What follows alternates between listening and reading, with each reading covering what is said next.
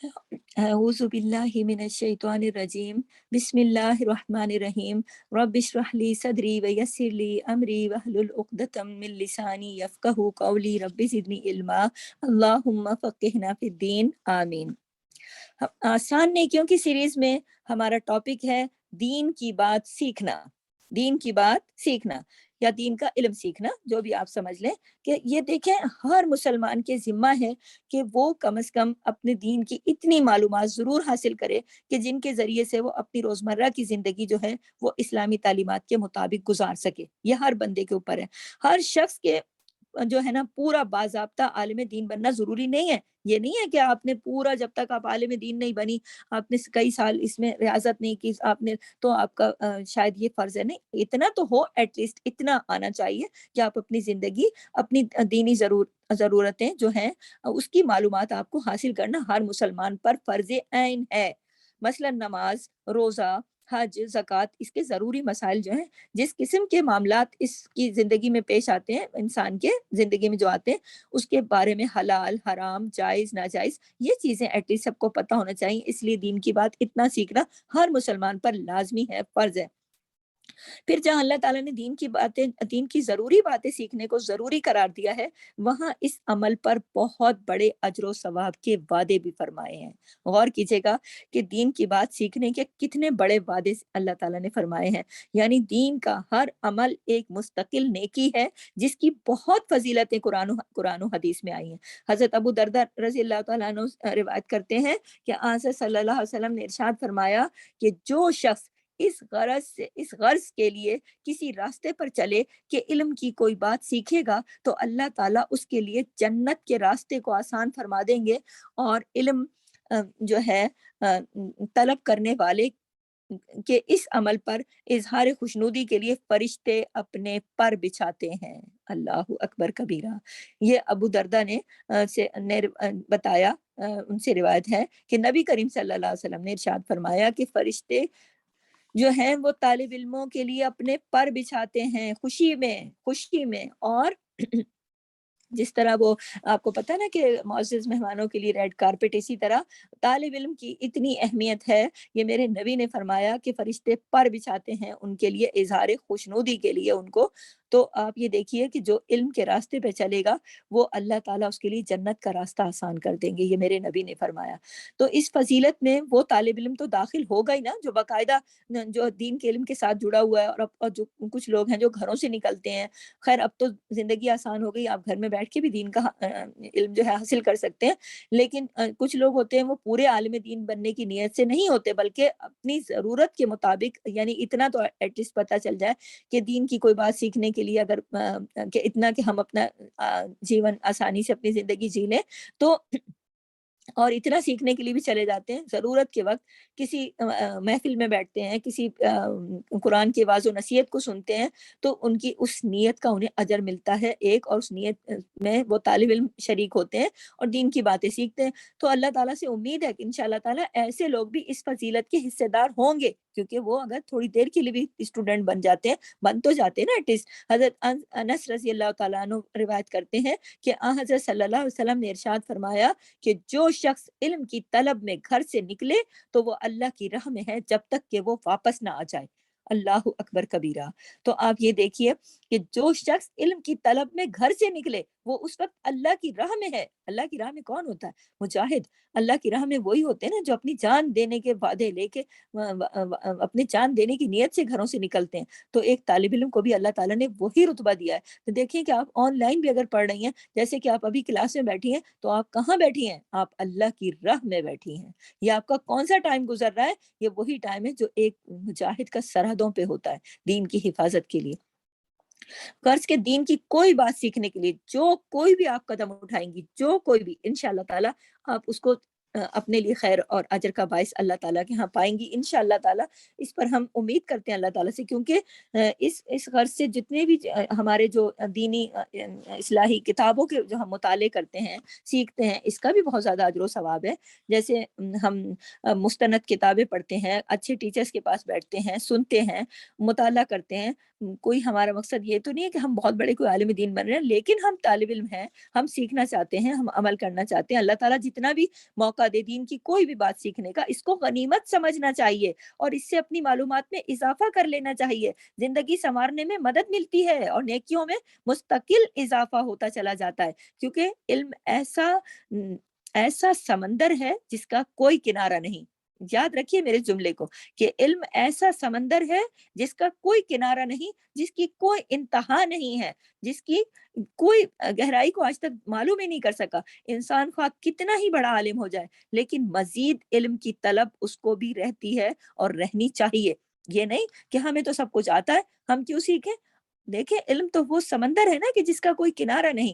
تو آپ ہر وقت علم کی تلاش میں رہیے، ہر وقت علم کی طلب میں رہیے، کیونکہ آپ ایسا کر کے ہر وقت نیکی کی حالت میں ہوں گی۔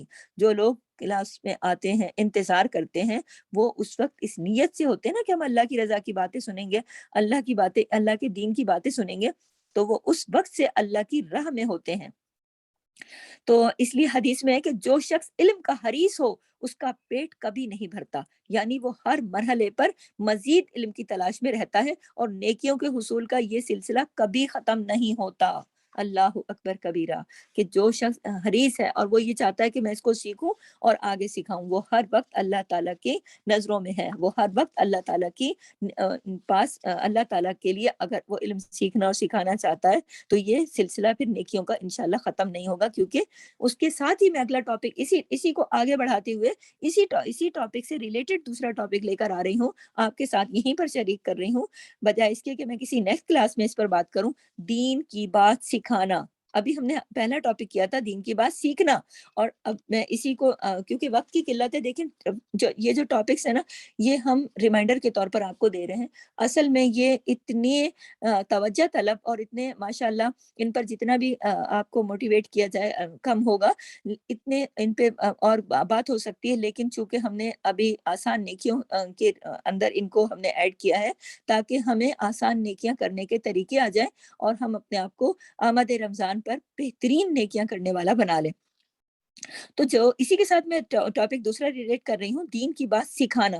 جس طرح دین کی بات سیکھنا بہت بڑے اجر و ثواب کا کام ہے، اسی طرح کسی نہ کسی کو دین کی بات سکھانا اس سے بھی زیادہ فضیلت کا عمل ہے، بشرطے کہ اس کا مقصد اپنا علم جتانا نہ ہو، اپنے کوئی بڑائی ظاہر کرنا، یہ نہ ہو کہ بھائی لوگ میری بڑی واہ واہ کریں، میں کوئی بہت بڑی چیز ہوں۔ نہیں، فائدہ ہونا چاہیے دوسروں کا، نیت یہ ہونی چاہیے بلکہ کہ دوسروں کو فائدہ پہنچانا مقصود ہو۔ حضرت ابو امامہ رضی اللہ تعالیٰ عنہ روایت کرتے ہیں کہ حضرت صلی اللہ علیہ وسلم نے ارشاد فرمایا کہ بلوں میں رہنے والی چوٹیاں اور یہاں تک کہ مچھلیاں ان لوگوں پر رحمت، ان لوگوں کے لیے دعائیں مغفرت کرتی ہیں اور ان پر رحمت بھیجتی رہتے ہیں اللہ کی طرف سے، جو لوگ اللہ تعالیٰ کے جو جو لوگوں کی بھلائی کی باتیں سکھاتے ہیں۔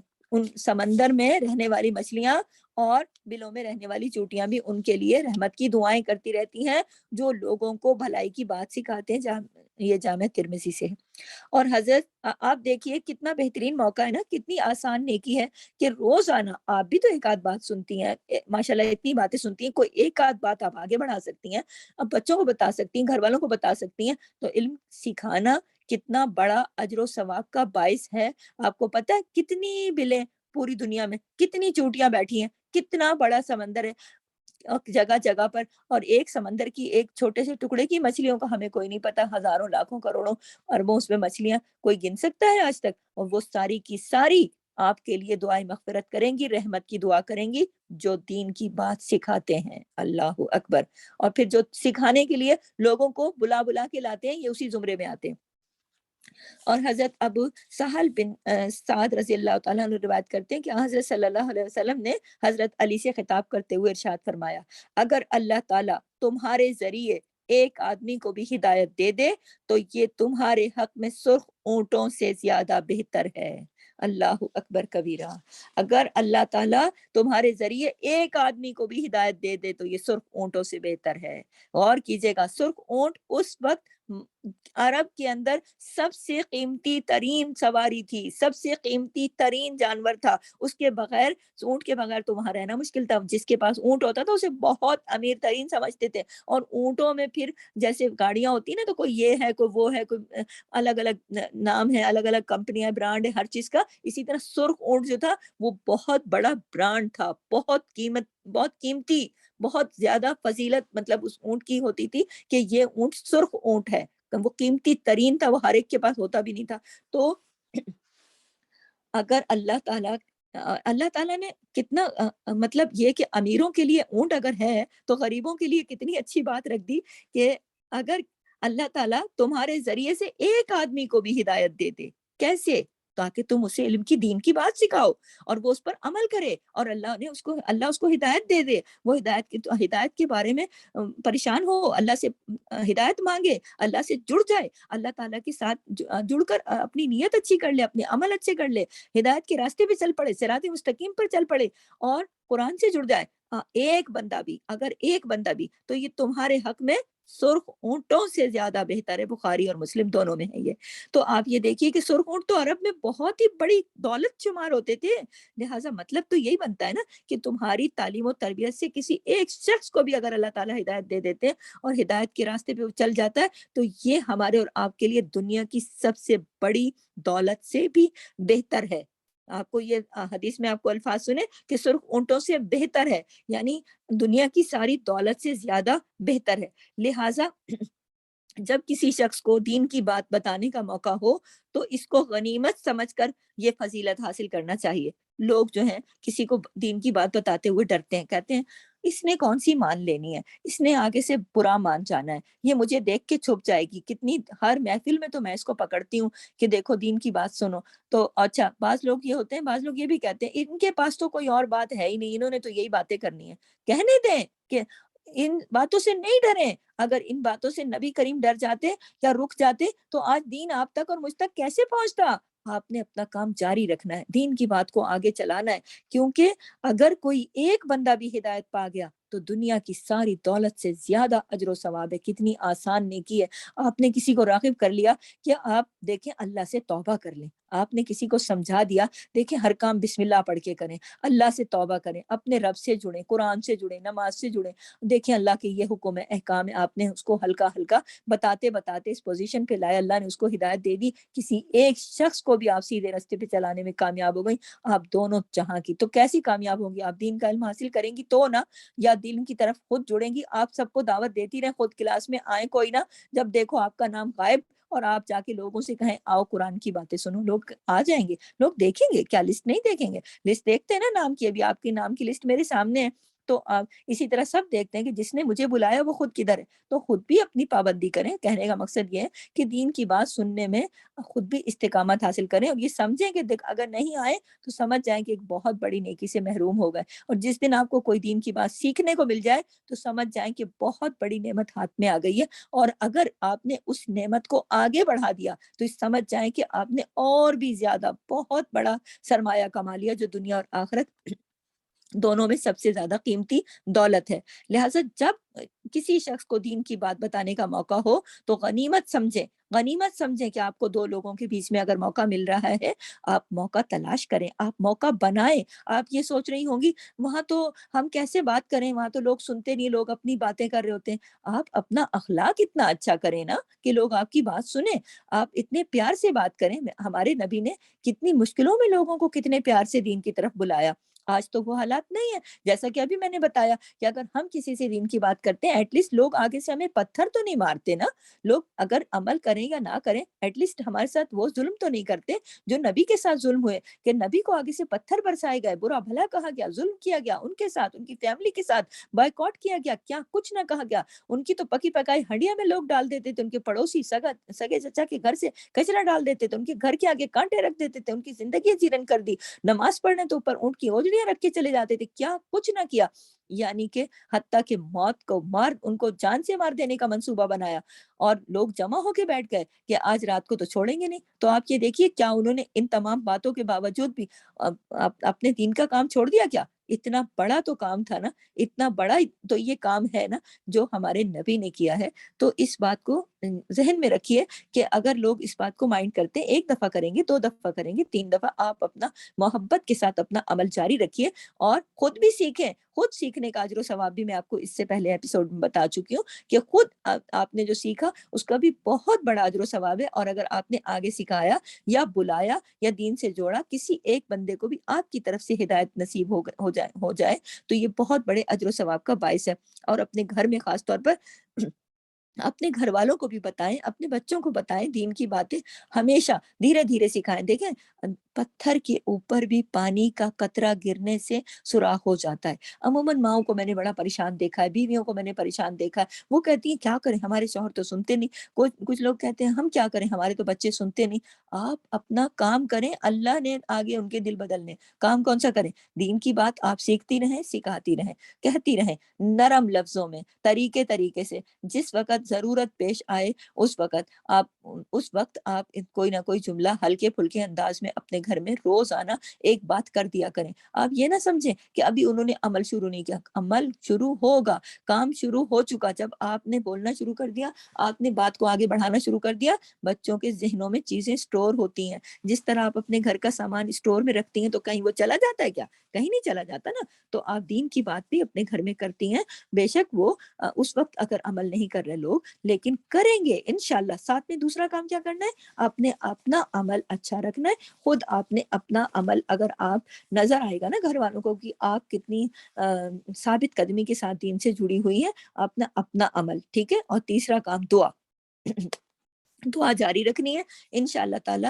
آپ نے دعا، دین کی بات سیکھنا، سکھانا اور اللہ سے دعا کرنا، یہ چیزیں جاری اور ساری رکھنی ہے۔ اللہ تعالیٰ آپ کو اور مجھے دین سیکھنے والا بنائے، دین سکھانے والا بنائے، اور نبی پاک صلی اللہ علیہ وسلم کی حدیث کے مطابق اللہ تعالیٰ ہم سے دین کے کام لے، اور اللہ تعالیٰ ہمیں بھی ہدایت دے، اور ہم ہدایت کی باتیں آگے لوگوں کو بتائیں، اور لوگوں کو اللہ تعالیٰ، ساری امت محمدیہ کو، ساری خلقت کو اللہ تعالیٰ ہدایت کے راستوں پر چلائے، اور اللہ تعالیٰ ہمارے اولاد اور نسلوں کو ہدایت کے راستوں پر چلائے، ہماری آنکھوں کی ٹھنڈک اور دل کا چین بنائے، ہمیں اپنے ماں باپ کے لیے صدقہ جاریہ اور ہماری اولادوں کو ہمارے لیے صدقہ جاریہ بنائے۔ آمین۔ سبحانک اللہم و بحمدک، نشہد ان لا الہ الا انت، نستغفرک و نتوب الیک۔ السلام علیکم ورحمۃ اللہ وبرکاتہ۔ جزاک اللہ خیر۔